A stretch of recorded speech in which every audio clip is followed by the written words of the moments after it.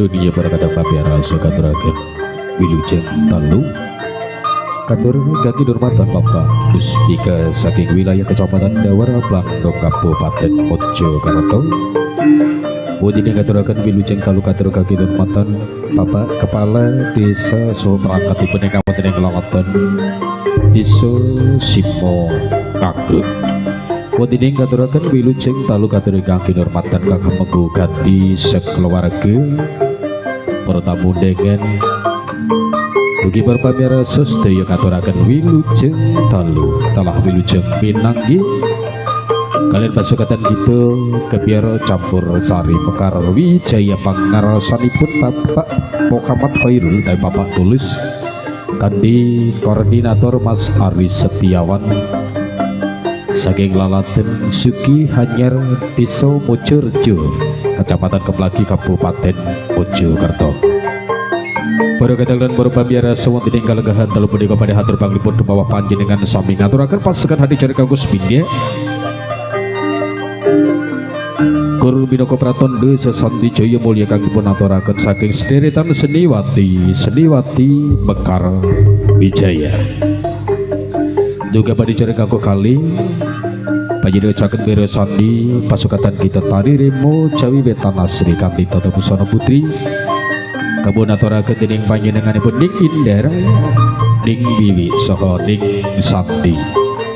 Lantunan tembang-tembang campur sari ugi hatur panglipun kemawa panjenengan sami kanggo aturaken dening panjenenganipun Ning Rita Sobu Siti. Juga bari cerkang salajengipun pasukatan kita saking keluarga ageng Mekar Wijaya. Ugi bari pasukatan tari Remo Gandrung kanggo atusaken dening panjenenganipun Cak Bagus saha Ning Jaya. Mo desu tawi bedayan Sekar Sari sederetan artis-artis maupun peragawati Mekar Wijaya akan hadir di hadapan Anda sekalian. Kaki hati curkang pamugas barakateng panjenengan berangkat berisan pasukatan itu kebiar lawak kabun aturaken diri panjenengan Cak Ipan dan kawan-kawan barakateng lan para pamiyarsa. Kaki hati curkang Gusbida semonggo kita sami berisan pasukatan kita Kur Binoko Praton Desa Santi Jaya Mulya saking Mekar Wijaya.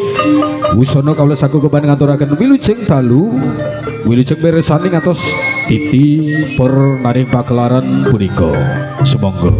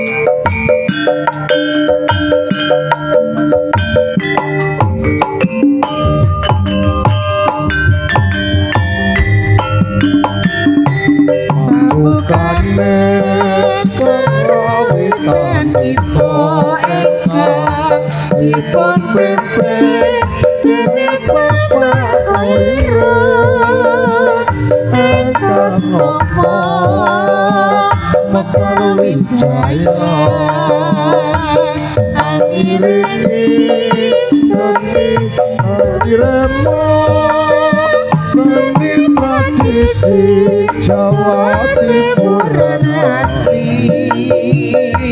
aja lali karo seni Jawa iki naluri kabudaya Jawi riuri tansah kalestari